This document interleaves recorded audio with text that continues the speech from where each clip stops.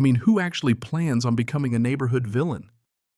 Because let me tell you, if someone had told me that a six-figure Boston transplant could go from the helpful snow guy to public enemy number one just for owning a truck, I'd have laughed them right off my driveway. But here I am, and this is how it happened. The whole thing started at 3 in the morning, which is never a good time for clarity, but always a great time for disasters. I'm sitting on my couch in Vermont, half watching the Weather Channel, and the meteorologist's voice is practically cracking from excitement. There's this red and purple blob on the radar, looks like the apocalypse with wind chill, and it's heading straight for Maple Ridge, which is where I live. Fancy neighborhood, lots of rules, and me, Marcus Jensen, the only private snowplow business in Chittenden County, dumb enough to actually pick up the phone at this hour. I used to work in a glass tower in Boston. Suits, spreadsheets that fake, kind of polite, that makes your teeth ache. Traded it all in for diesel fumes and winter air that'll peel the skin off your face. Most people call that midlife crisis. Me, I call it honesty. Out here, when a storm hits you, either step up or you get buried, literally. No office drama, no politics, just you, your truck, and whatever Mother Nature's throwing at you tonight. And tonight she wasn't playing around. By 4, my phone's blown up with calls, school principal, grocery store manager, medical center, 17 voicemails and counting. The wind's shrieking, the windows are rattling, and I know I've got at least 12 hours of hell ahead. So I suit up, grab the keys to my pride and joy. A monster of a truck, the kind of thing you could probably use to storm a small castle and step outside into air so cold it actually makes you mad at the universe. First stop, medical center. Protocol. You always clear emergency access first. Parking lot's a mess. Cars, half-buried nurses waving at me from behind frosted glass relief, plain as day. I clear the school, grocery store's main roads all before most people even think about breakfast. Meanwhile, the snow's coming down so heavy it feels personal, like it's got something to prove.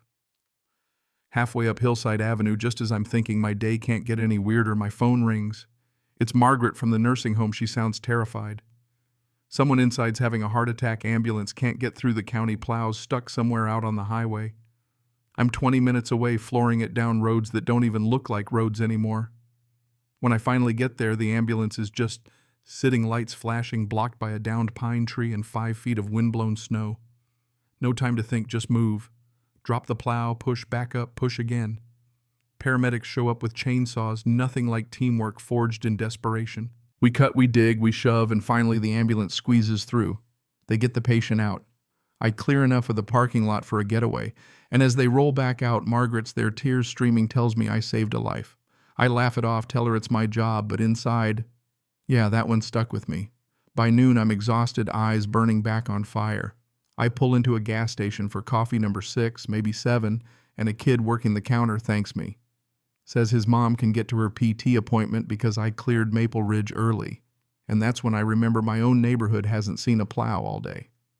Now, Maple Ridge is one of those places where every blade of grass is regulation height and the mailbox better match your neighbor's or you're getting a letter about it. All run by the Homeowners Association, run really by Patty, the type white BMW tight bun, probably has the covenant book memorized and color-coded. I've lost count of the fines, parking the work truck in my driveway, oil stain in the garage, Christmas lights up too early. The kind of rules that make you question the meaning of community. Patty hates my snowplow.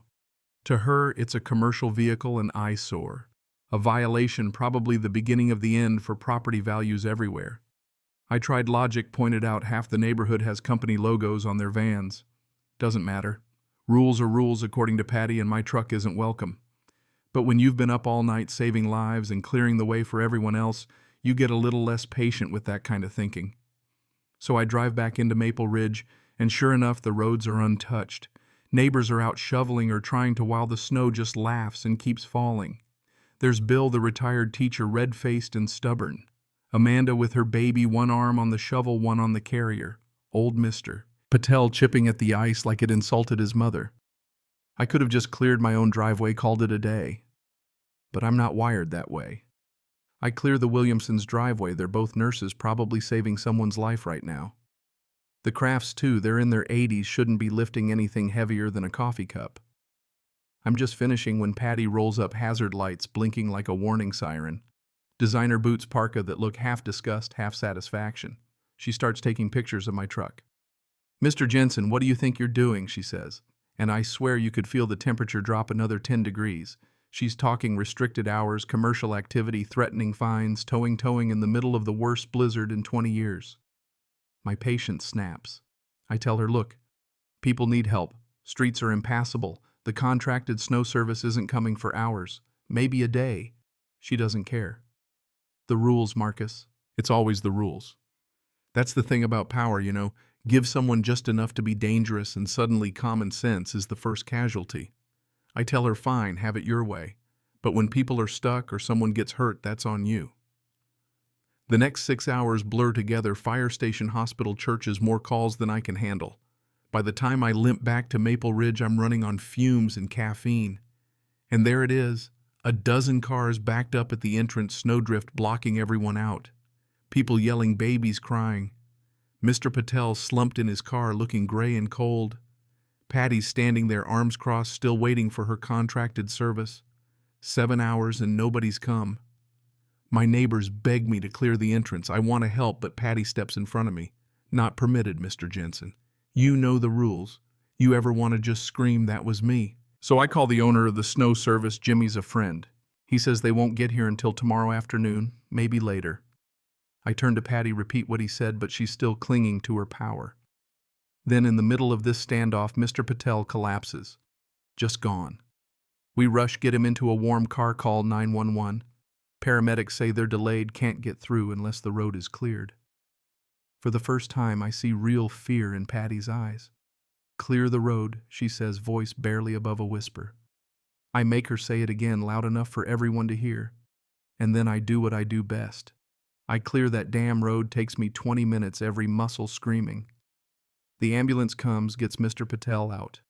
The neighbors disappear. Patty's left standing there, suddenly very small, very quiet. She tries to apologize, to bargain, asks me to clear the rest of the neighborhood. I tell her no. Not until the board fixes the rules, refunds my fines, and she apologizes to Mr. Patel and everyone else she put in danger. She agrees, desperate now, and I make her promise in writing. That's the twist, if you're wondering. The villain asking for forgiveness, not just because she wants to, but because she has to. I finally clear the neighborhood.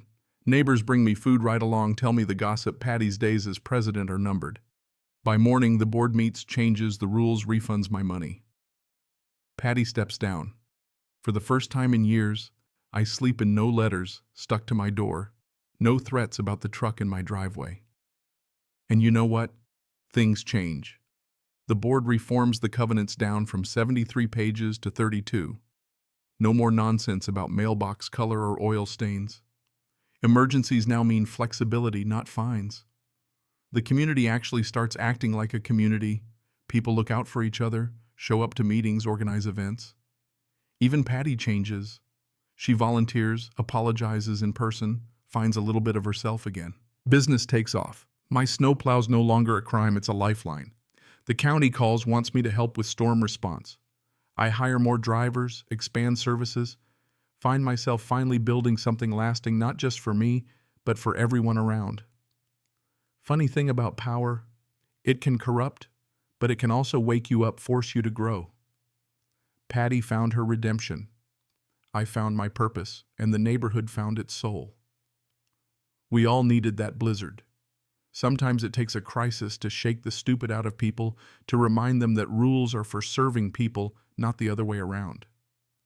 I guess what I'm saying is this: don't let petty power trips get in the way of being human. When someone's in trouble, when your community is hurting, help, even if it means breaking a few dumb rules. Because when the snow hits and everything else falls away, all that's left is you and the people around you, cold, scared, hoping someone will do the right thing. So let me ask you, where do you draw the line? When is it okay to stand up to authority, to bend the rules for the greater good? Ever been in a situation where following the book would have meant letting someone suffer? I want to hear your story. Seriously, where do you stand? Tell me. Because at the end of the day, communities don't run on rules or property values. They run on people like you and me willing to step up when it matters.